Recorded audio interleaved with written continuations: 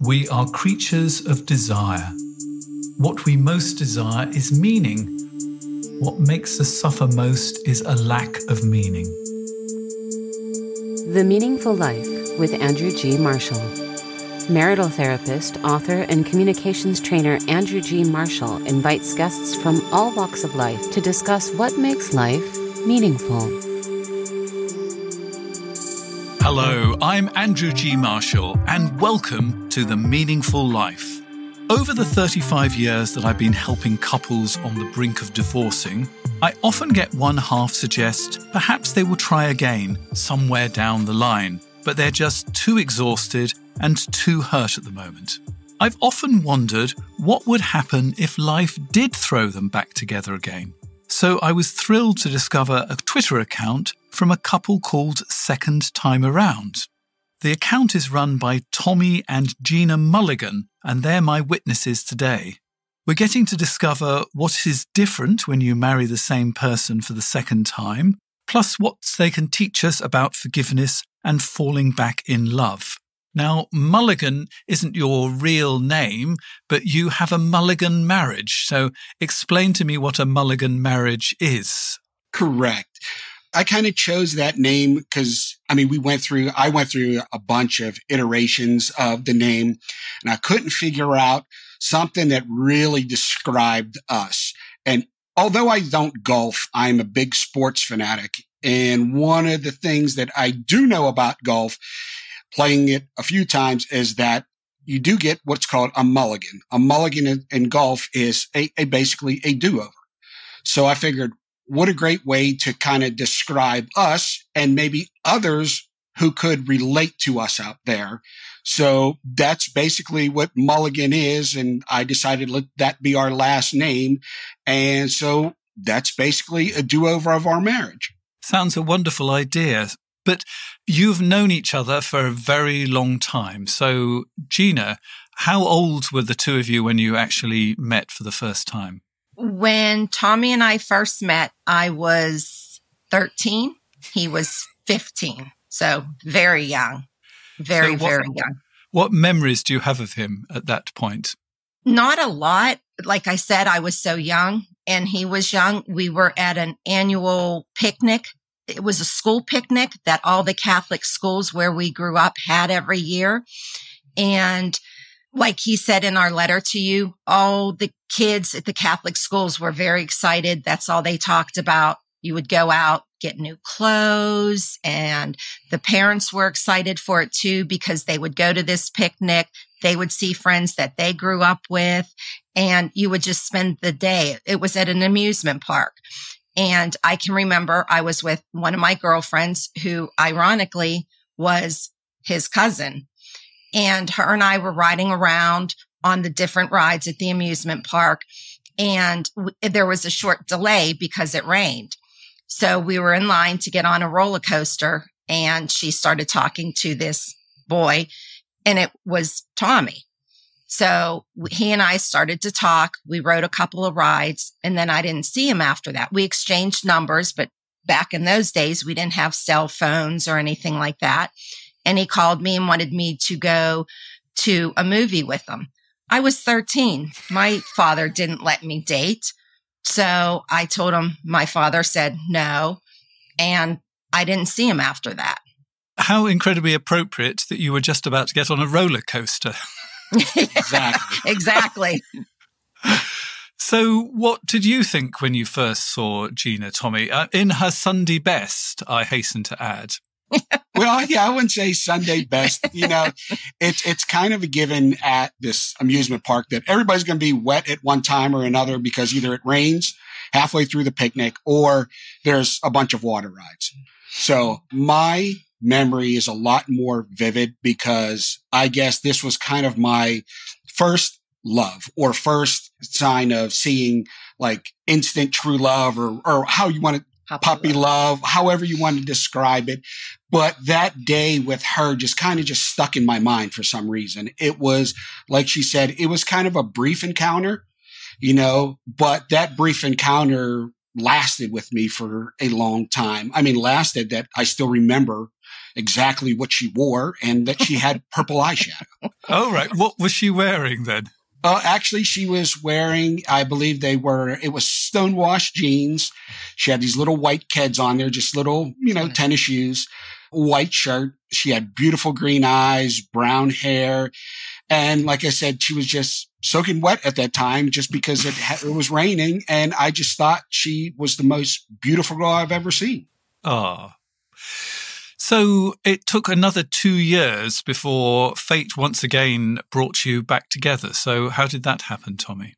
Yeah, a few years after that, her brother actually started going to one of the high schools in the area. I left to go to a different Catholic high school, and her brother had come to the other Catholic high school that was in the area, and that's where most of my friends were. So what happened was we were just kind of all hanging out, and we exchanged phone numbers, so that we can go out and do things or whatever. So I went home, and back in those days, you had a phone book. You just didn't have a phone that you could open. So we had these little phone books, and I opened it up and noticed, wow, Matt's number is the same as Gina's, and it was kind of like in the next couple of times I seen him, I said, do you happen to have a sister named Gina? He's like, yeah, why? And I'm like, no reason. I just asked. I didn't want to go into the whole kind of thing. And we just kind of left that there again. So how did you actually start dating for the first time then? He didn't have the courage to ask me out. Oh. He made one of his friends ask me out. So I said no to his friend. And his friend said to me, well, it's not really for me. It's for Tommy, because Tommy's too afraid to ask you out. Did that actually make him more appealing to you or less appealing that he didn't have the courage to ask you? In a way, it made him more appealing because I thought, well, he must really like me if he's too afraid to ask me out. So we were at a friend's house because we all had mutual friends because my brother was there, Matt was there. So Tommy came out and asked me out. So I went out with Tommy, and I was still young. I was only 15, 16. And of course, my father said it was okay at that time. So Tommy and I went out a couple of times, and of course, he was very smitten. I was still young, but we went out a couple of times and things seemed to be going well until he started listening to a friend who said that I was talking to other boys, which was not true. And he believed her. Oh, dear. Ironically, it was her best friend at the time. So it sounds like every high school movie intrigue sort of kind of situation. He was saying this to her and she was saying this to them. And so you split up. Exactly. And he started dating her. Yes. Oh, yes. I think I've seen the movie, actually. Yeah. It was like a movie. At this point, everybody starts singing and dancing in the hallway, don't they? Yeah, exactly. I didn't. He may have, but I didn't. You're singing the "My Heart Is Broken on the Swings" number, right? Yes, I was on the swing set while he was dancing in the hallway. So somehow he managed to get a second chance. So tell me about that, Gina. Yes, he got a second chance. It took a lot of hard work on his part because my heart was broken. Matt, my brother, was still friends with him. So he asked me out again. He called me on the phone and asked me if I would give him another chance. So we went to a park. He did a picnic for me. We went to a movie and I gave him another chance. Like I said, it took a lot of hard work on his part. He has a very good sense of humor. He's very funny. All the girls loved him. So we got back together. It was going well. I was probably 18. I had just graduated. My mom and my stepfather had moved out of where we lived up north, and they moved to Michigan, and I went for the summer. Is that correct? Yes. Yeah. Well, we kind of broke up right before that. It was kind of on again, off again through that time, because I was starting college. She was coming out of high school. So it was kind of a phase where we were on again, off again. And it was kind of off again when she had moved to Michigan. I had just gone for the summer. And like he said, he was starting college. So that's kind of hard. You know, he was going to college. I had just graduated high school. Matt had came to pick me up in Michigan, and Tommy came with him. And then, of course, we started again. Like you said earlier, the roller coaster, up and down, up and down, up and down. And we were young. So when he came to Michigan to pick me up with Matt, it started all over again. And my mom used to say to me, you two just can't stay away from each other, can you? I said, no. She said, you're going to end up marrying this guy one day. And Andrew, I saved her that day too, because I recall her walking down a flight of steps. She tripped and fell into my arms, and her lips happened to catch mine. So I look at it as I saved her life that day by not letting her fall all the way down the steps. You're such a true gentleman, Tommy. I am. See what I said about the sense of humor? Yeah, I can see how it might sort of grow on a girl, to be perfectly honest. It does. Sometimes it's, for as long as we've been together, the sense of humor comes out at times that it shouldn't come out, but it's hard not to laugh. So somehow you ended up living with Tommy and his mother. I did. My father and stepmother had a baby. My younger brother, I love with all my heart. He was kind of like our first child. I took care of him till he was 7, until we moved down south. My stepmother and I, for the longest time, had a very rocky relationship. So Tommy's mom asked me to move in with them. And Tommy and I lived together for about 3 years. And again, things got rocky between he and I had moved back in with my father and my stepmother. But I think it's not so much like a roller coaster. It seems like more like a yo-yo, to be perfectly honest. Yes.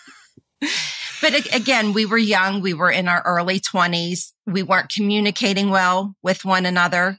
We didn't know how to communicate.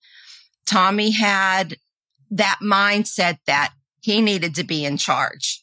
He was the man in the relationship. I was the female in the relationship. And I guess it stems back to how he was brought up and how I was brought up. And it wasn't working. And I should imagine that the fact that you're both Catholics and you're living under the same roof and you're not married, I think that's a no, isn't it? Mm-hmm. Yes. My father had a very hard time with it. Very hard time. And I was surprised that his mother had asked me to move in, because she was very, very, very strong Catholic woman. As well as worked at the church. Mm-hmm. So that was surprising. After a while, my father was okay with it, but it took a while. I mean, it seems like a miracle you managed to get married for the first time, to be perfectly honest. But somehow you did. So explain it to me. Well, we were planning on getting married anyway. It just became time. You know, a lot of our friends were getting married, and me and Gina were together for a while. We always knew we were going to be together, but, you know, since we were up and down, on and off, it was kind of one of those things where, okay, are we going to do this? Are we not going to do this? I was still in school at the time. Gina was trying to find her way, and we were planning on running off and just getting married, because we really didn't want to do the whole wedding thing because of, again, the Catholic religion. And we wanted, sometimes in the Catholic religion, the wedding isn't yours. It's your family's. And they invite people that you've never even met before. And we didn't want to do that. We just wanted for it to be friends and family, close family, and for us to know that. And then for some unknown reason, Gina was having some physical issues and went to the doctor. And we found out basically that we wouldn't be able to have kids if we got married. Not if we got married. But, you know, kids in general, you know, not if we got married, but, you know, we wouldn't be able to have children because she had what was called Polycystic Ovarian syndrome. And usually it is on one ovary. Well, Gina's the exception. She has it on 2. So we were basically told that we couldn't have kids. So it was a very emotional day when that came about. And she said, if you didn't want to marry me, I understand. And I said, no, I want to get married. And we ended up just really doing it, you know, at the Justice of the Peace. We just got a marriage license because we did love each other. And, and if we didn't have kids, that was great with me. If it was something we could look into adoption down the road or things changed medically, that would have been great. But if not, I would have been happy to spend the rest of my life just myself and Gina. Oh, that really is absolutely beautiful. But you did have children, didn't you? Mm-hmm. Yeah. You can explain that one. We got married. My mom and my stepfather ended up moving from Michigan to where we are now down in Georgia. We came down and visited them for about 4 or 5 days, went back to Pennsylvania, and Tommy said, something's just telling me that you're pregnant. I'm like, I'm not pregnant. And it ended up, I was pregnant. Gosh. How did you know, Tommy? It's just I get weird feelings about stuff anyway. I'm just one of those people that, something's wrong, something's going to happen. And it's just one of those kind of psychic kind of things. But, being with her for so long, I just could tell a difference in her. And the funny thing is, too, is when we went back to the doctors and they asked, did another doctor put you on any kind of fertility medicine or anything? It was like, no, we actually didn't have to pay for anything to have our first son because it was such a rare thing. First, to have the polycystic ovarian syndrome on one ovary, but to have it on two. And then it was extremely, extremely rare to be able to have children naturally. So they actually did a case study on Gina and asked if it was okay if they followed us through the entire pregnancy and they would pay for the whole thing and film it and use it in a medical library so that, they could refer back to it because of something that really rarely happens. Gosh. And how did being parents change you? I loved it. It was great. I think it brought us even closer. Our first child was 5 months old when Tommy was transferred with the job he was in at the time to Georgia. So it was a big change for us because we both grew up in Pennsylvania. We had a 5-month-old. So I was scared, nervous, moving out of state. Our whole family, except my mom and my stepfather, were here. But I feel like it made us grow up a lot. I mean, we were grown up. I was 27 and he was 30. No, 29. Sorry. So I was glad we did it. I was very glad we did it. It changed us, I feel, a lot. It really did. It brought us a lot closer. We moved here. We stayed with my mom and my stepfather for a while. We bought our very first house. And then again, after having our first child, I wanted more. Of course, with our second child, we had help. I was on fertility drugs and things like that. And of course, that scared Tommy because all he kept thinking was, you're going to get pregnant and you're going to be pregnant with 3, 4, 5 kids. Which we've just had a friend who went through that about that same time. Gosh. And I was pregnant with twins, but I had lost the one early on, which was okay.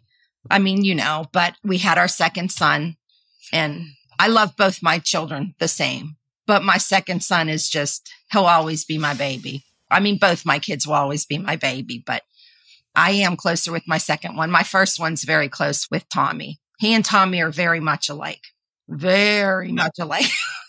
So I'm thinking you're sort of all pretty much set. You've got 2 children. You've got your own house.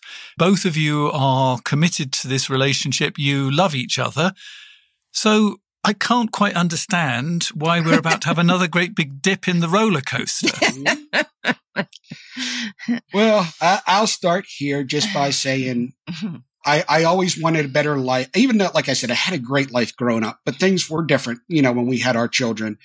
And I wanted to be really driven at work. I was driven to succeed. And I got a job when we moved down here, and it allowed me to do that. And I think I got a little too driven. I had blinders on. I missed a lot of things that were going on around me. I focused on work. I focused so much on the kids that there was the part where me and Gina were starting to lose connection. And, the song by Montgomery Gentry, I never seen the flood come, even though I felt the rain. It was like that.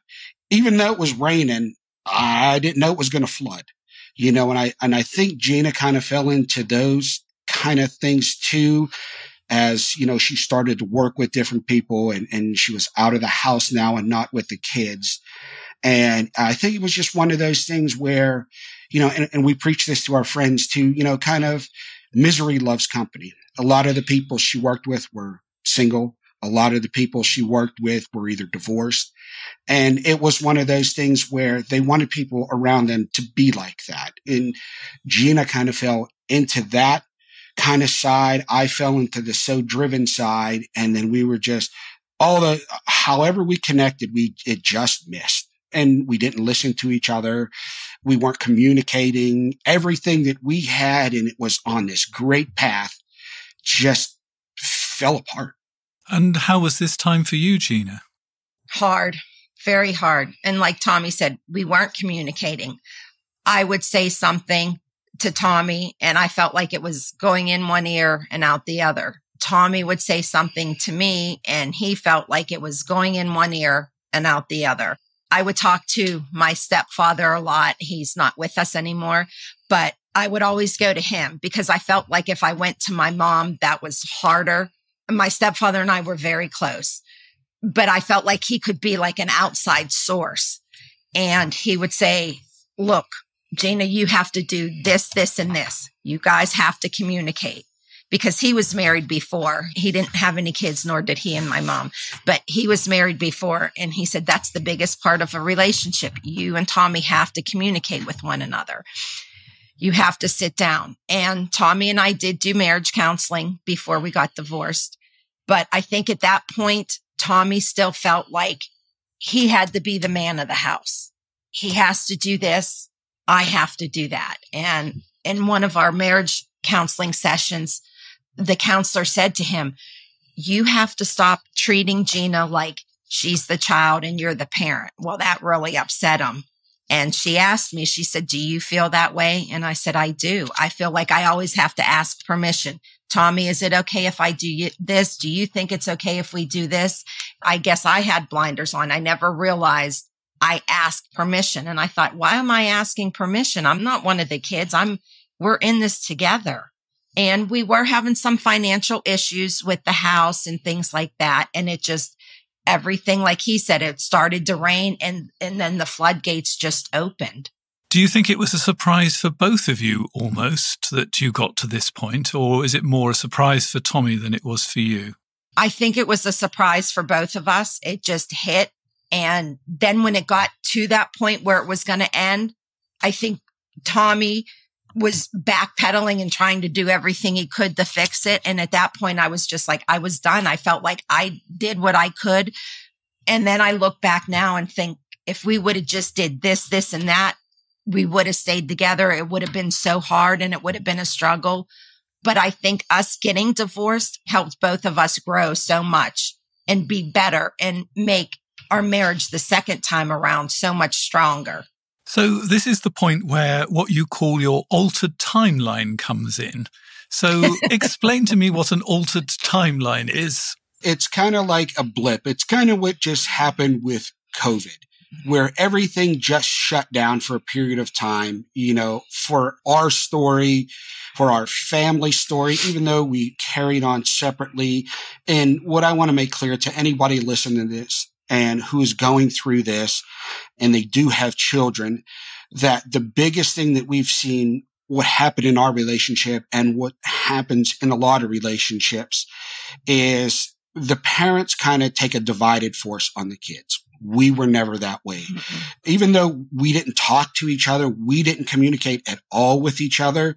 When it came to the kids at school, at sports, at health, at anything, we were a united force on there. We were in meetings with each other. We were at hospitals with each other. If it didn't matter if it was 3:00 in the morning and we had to rush to the emergency room with one of the kids. We were there. We were there together. And I think that's one of the biggest things during the blip that really kind of kept us connected. And I think this is where a lot of couples and where we were at the time, you always go back and it seems like you're always having the same fight. You're having the same this. It could be over dumb stuff. It could be over whatever. And if we were going to be able to move forward, we can't go back. There's no way. There's no time machine. Doc from Back to the Future is not coming with the DeLorean. He's not picking us up. He's not taking us back to refix what we did. So when we decided we were going to kind of move forward, it was like, let's erase that. There's good times in there with the kids. There's good times that we had, especially with our parents. My mom is no longer with us. Her stepdad is no longer with us. But the kids had that ability to have their grandparents around all the time. And we were still kind of a family, even though we didn't talk. But we don't talk about and dwell on what happened during that time and everything leading up to there.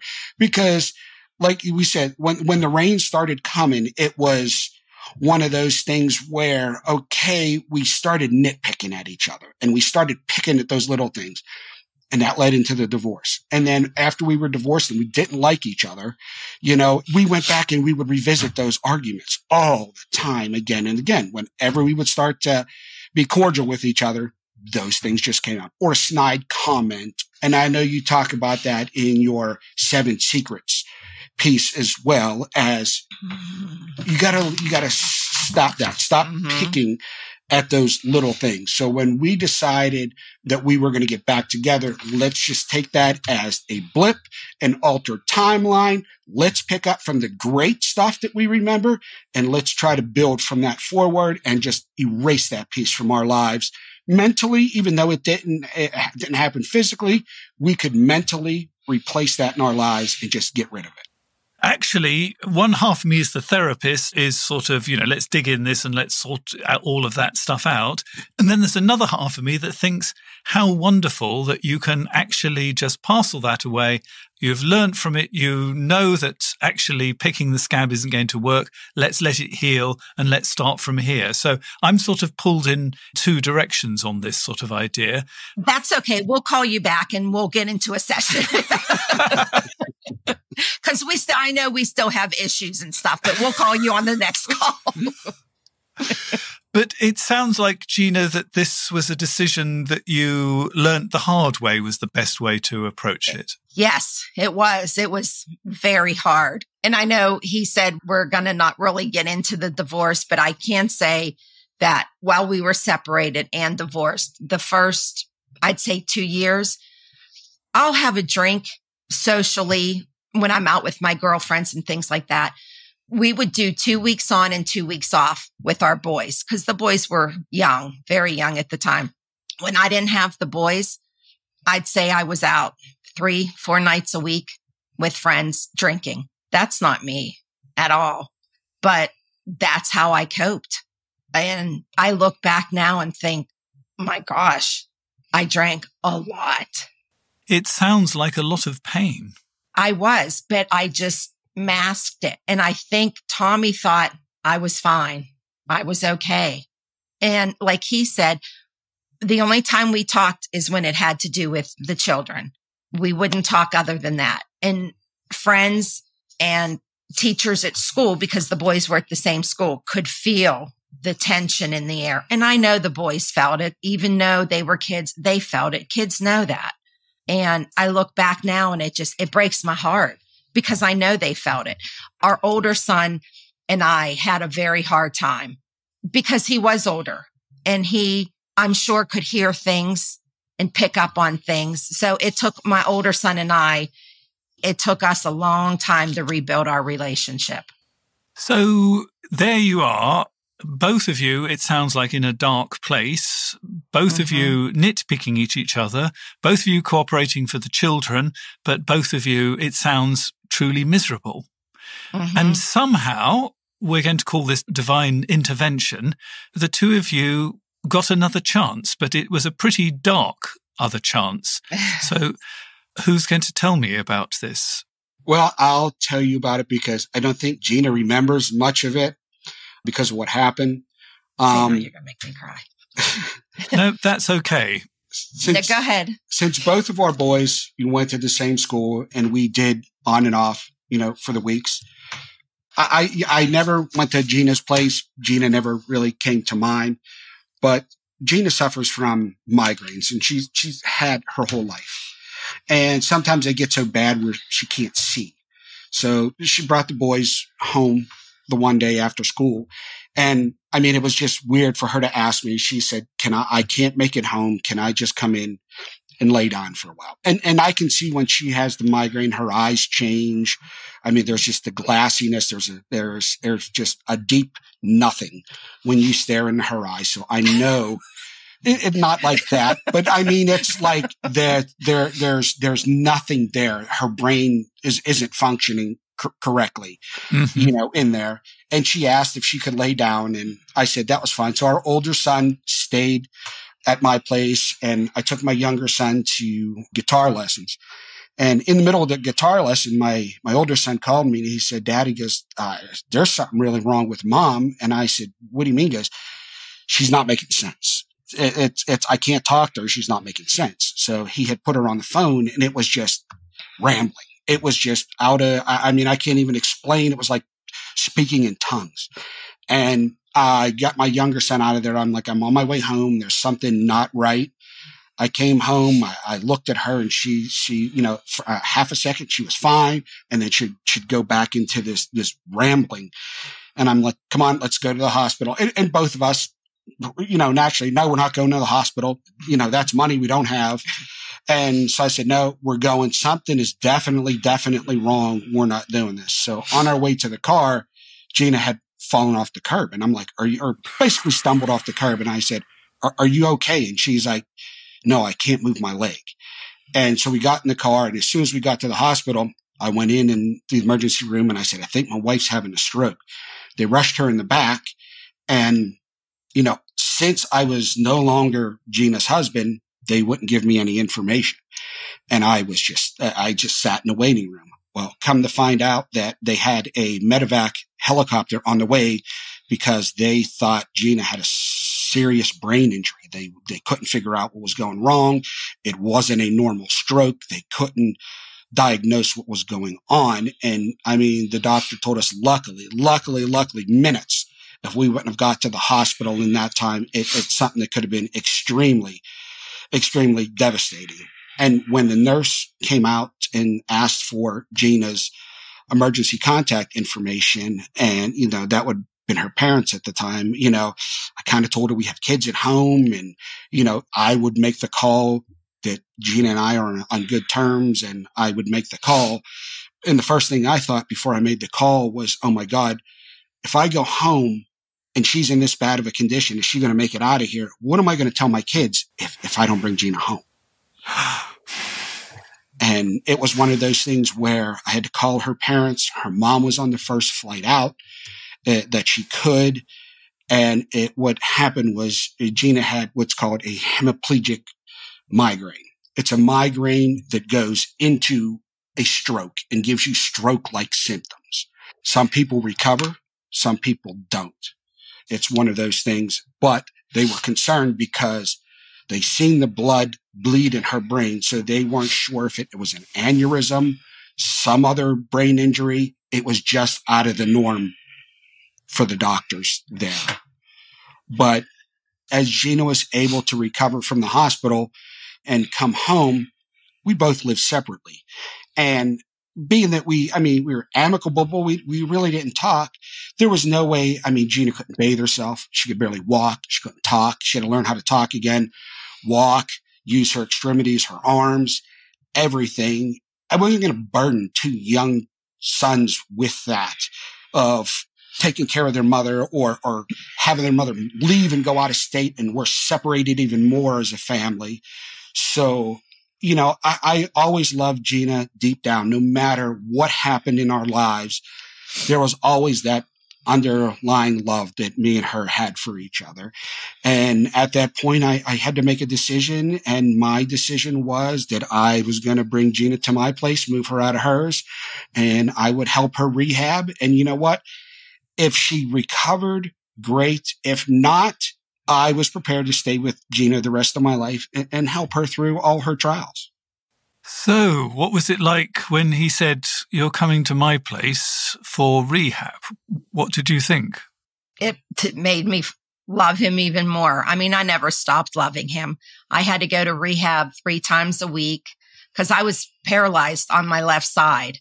He took me every 3 days and he was always there. Because like he said, it was just he and I here and the boys. His mom wanted to take a leave of absence from work. And I knew his mom wasn't real crazy about me at the time. And she wanted to take a leave of absence from work and come down. And he said, no, Mom, I got it. It's okay. And then we rekindled everything from there. And he took care of me. That happened in February of 2012. And he took care of me by end of April. I was doing a lot better. I could walk with a walker. And it was hard. It was a long journey. He made me do exercises at home and he helped me, and it scared my younger son a lot more. So anytime I get a headache now, more in 2022, anytime I get a real bad headache, it scares both the boys, but it startles and scares my younger son more because he'll always come back and check on me. Are you okay? Are you okay? Do you need anything? And he's 21 now. Mm. How did the falling back in love happen for you, Tommy? Well, it really wasn't, people who know us, it's kind of wasn't an overnight kind of thing. We lived together for a while. And, if we were to date other people at that time, it was fine. We were kind of together as a family. And like I said, her relationship with my older son, it was kind of broken as they were repairing that relationship. And we both seen that. The kids, they were making turns. They were doing better at school. They weren't kind of, my the younger son wasn't withdrawn. My older son, he was kind of the pistol because all of this seemed to, dial back a little bit. So, it was having an effect on everybody. And, as we were getting back together, my mom realized she always knew we were in love, from day one. She accepted Gina back in. Her family accepted me back in because of if I was going to put myself through helping her through that. They knew I wasn't going to do anything to take advantage of her or do anything like that. And just over time, as our communication skills built with each other, and I think this time around we were able to open up with each other. And I know with a lot of couples going through struggles, it's easier to talk to somebody else than it is to talk to each other. Mm. Over this time, since there was really no, I wouldn't say marriage, or there wasn't the Catholic aspect of you had to do this, you have to say this, you have to do this. When all of that was kind of lifted off of us, and we knew that we could go our separate ways if we needed to, it actually brought us closer together, and we built communication styles with each other, and we we determined our own happiness. We didn't care what other people thought. There's people that didn't think we should be together. You guys should separate. You should do this, whatever. But when we started listening to ourselves, it kind of changed everything. So what have you learned about forgiveness? Because I think there's been quite a bit of forgiving going on here of each other and yourselves, to be perfectly honest. Yes.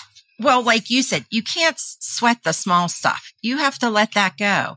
And whatever happened in our past, I look at it this way. You can't look through the rearview mirror. You're not going backwards. You have to look through the windshield. You're going forward. We're not going back. Did I make mistakes in our marriage? Of course I did. I know I did. Did Tommy make mistakes in our marriage? Of course he did. But in any relationship, there are mistakes. And if you're going to hold on to those mistakes that your partner made, you're never going to get through it. You just have to let it go and move forward and learn from your mistakes. But I feel communication is the key part. You have to talk to one another. And if you're not ready to talk right then and there, I'll have to say to Tommy, look, I am upset on something that you did or we need to talk about it, but I can't talk right now, but just give me a minute or give me some time to just calm down or get my thoughts together. And then I want us to sit down and talk. And Tommy will be like, okay, that's fine. I understand. Or just sometimes I just need to take a breath and say, okay, this is how I'm feeling. Just hear me out. Don't interrupt. Just listen. And he's great with that. So what have you learned about forgiveness, Tommy? I think the biggest thing is forgiving myself. Again, I was so set and determined on having to be the father I didn't have, having to be the husband that my mom didn't have. I carried that for years. And I think once I kind of let that go, that was the forgiveness I needed for myself to kind of move forward in our relationship, because I had to be me. And even though there is so many books out there on marriage, there's no blueprint for your marriage. You can't take what somebody else did and put that into yours and fix it that way, or take the broken piece of their marriage and trying to eliminate that. And that's what I did. I took that broken piece and I held on to that for years to try to fix that. A men's mentality is I can fix anything. But you know what? I can fix anything mechanical. I can fix a car. I can fix something. But the big thing is, if I can't fix that, I can throw it out and get a new one. In life, you can't do that. So I had to leave that mentality go that I can fix everything. And you can't. So how do you communicate differently, do you think, in marriage number 2 rather than marriage number 1? I would just say the overall openness that was there. Again, we held a lot of things inside, both of us on both sides. We held it inside. And I think now that we're able to talk about it and we're going in a good direction, naturally it's easier to talk about stuff when you're going in a better direction than when you're going in a bad direction. But we're able to communicate better, and it could be maturity. It just could be of everything that happened to us. But I think our communication skills have just greatly improved with each other, and we know each other more on an intimate level. I'm not saying sex-wise or anything like that, but deeply on what each other's needs are. And we didn't ask before, I need this, I need that, I need whatever. We did a lot of assuming. And now if we aren't getting something, we ask each other, I'd like to do this, or I need this. And we were able to communicate that way, because I think that was lost. We were just trying to assume everything we did in the first marriage. And again, nobody teaches you how to be married either. Again, tons of books, but it has to be your marriage. It can't be what anybody else is. And I think that when you have known each other for so long, the temptation to assume I know everything about you, because I've known you since you were 13 or 15 years old, is so incredibly strong. But I mean, this is going to be not going to be any surprise, but you're not the same person as you were then. Correct. And life does change us, whether we want it to or not. And we are different people. And almost we have to keep checking back in again that, many years ago you might have liked meatloaf, but you might not like it anymore. I still love meatloaf, so... Gina never makes it for me, though, because she doesn't like it. I've obviously got a sixth sense that I've somehow managed to just pull out of random something. Well, you said that and I elbowed him.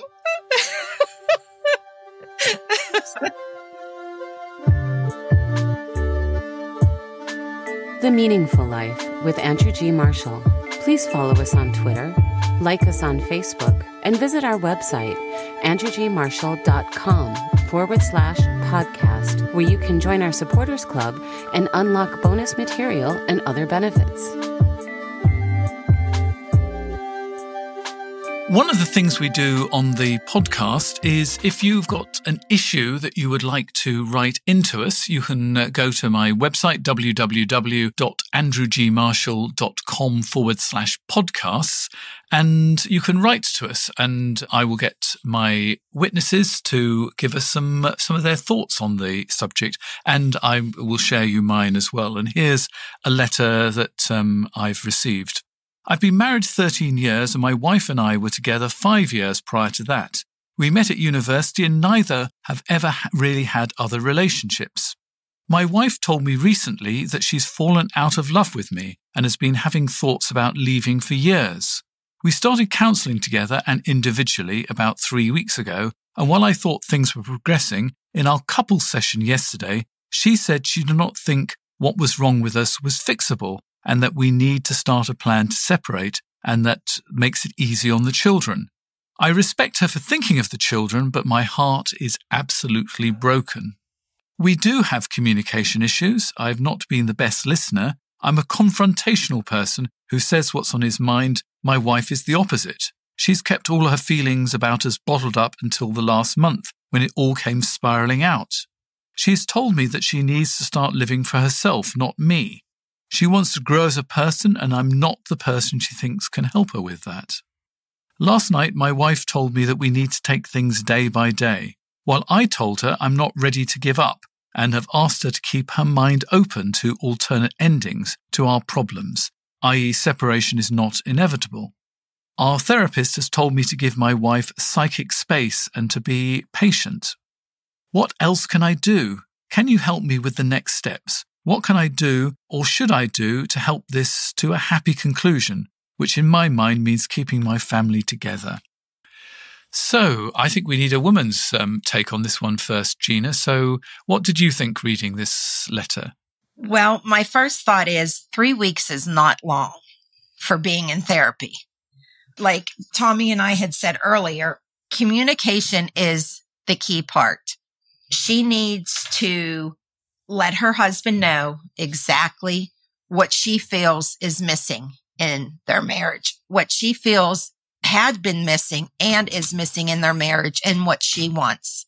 Again, 3 weeks, and you're the professional, but 3 weeks is not a long time at all. It's not like they've been in it for 3 years and she's still feeling the same way. I feel, this is just my opinion, I feel she needs to give therapy a lot longer and also communicate with her husband what exactly she feels she is missing out of their marriage and what she feels she wants and that she's not getting from him. And Tommy, what did you think? I think at this point in reading the letter is they're kind of at the point where myself and Gina were. You know, you're at the last moment and now you're trying to backpedal. And again, the communication was gone. And you have to learn how to do that. Look, I don't advocate for divorce. I think that, like myself and Gina, if we were to work things through, I don't think the divorce would have ever happened. I do advocate for divorce if there is abuse of some kind in there, physical, mental, any kind of abuse in the relationship. Then yes, that's the only reason I could see a divorce that's imminent. From the letter, it sounds like they just have communication problems. They don't understand how to communicate. And again, that could go back to how they were reared as a child, what they seen at home, what they're bringing forward to there. Again, he sounds a lot like I am, or I was. But as far as, her keeping everything bottled up inside, it's one of those things where she needs to let him know, like Gina said, what she expects. There's no mind reading. There's no anything. But the one thing I want to make clear on this point, and me and Gina are huge advocates of this, is the term kids are resilient. When it comes to divorce, though, that's a fallacy. It's usually a statement made by the parent or parent for self-justification. What you may process as an adult as we need to start doing this for the children. Again, if it's an abusive kind of relationship, yes, you need to get out of that. If it's anything besides that, how a child processes this is totally different than how you process it. Depending on the age of their children, if they're young children, they still believe a man in a red suit comes down at Christmas time and puts Christmas presents under the tree. A fairy comes in when they lose a tooth. And, that's how kids are processing that time. And they're going to use their processing skills to kind of put that together. Where it came into my and Gina's life too is, our parents going through that. We've seen it at young ages, but we brought that forward. I don't think there'd be nobody would need therapy if everybody was perfect. At some point, something happened in your life to cause some kind of traumatic event. But the big thing here is communication. Maybe they do need to separate, take that step back, keep the children intimately involved in their lives, don't just disappear.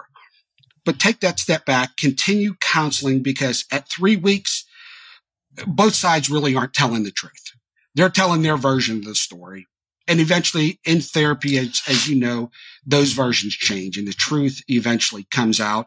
Then that's where you get through the breakthrough. And then that's where you can sit there and start the rekindling aspect of it. But right now it still sounds raw. It still sounds that it's just going to be a gut reaction. Just I got to do something and I got to do it now. Because what I'm feeling is a huge amount of anxiety coming through in this letter. And when we're anxious, the thing we want more than anything else is to make things better.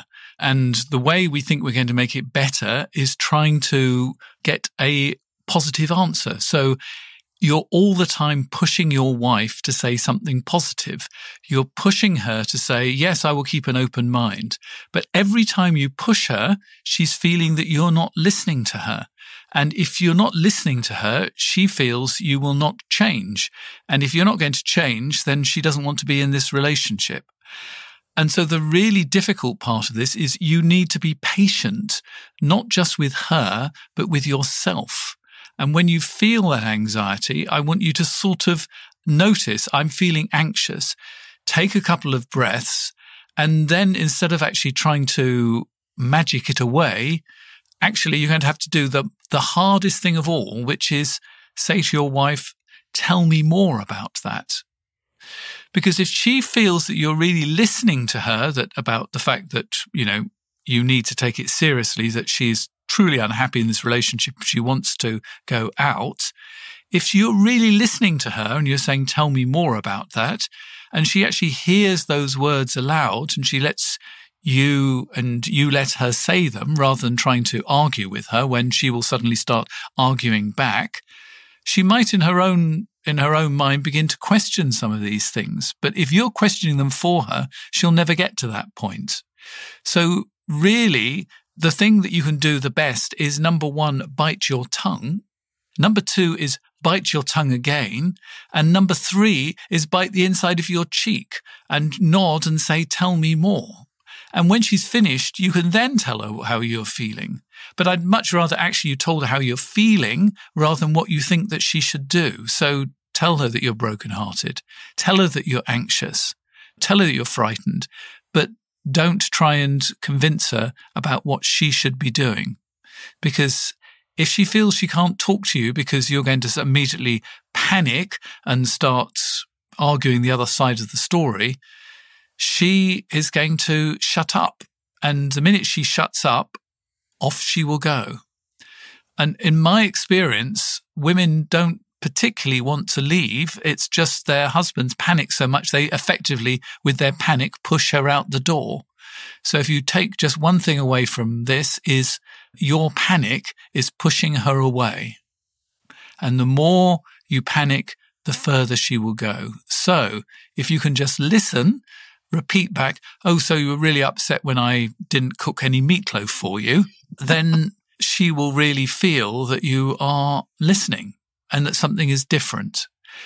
Always think, what do I normally do? And do the opposite, because what you've been doing up to now ain't working. So, even if it actually isn't brilliant, it's going to be better than the same old, same old. I hope that is helpful to you.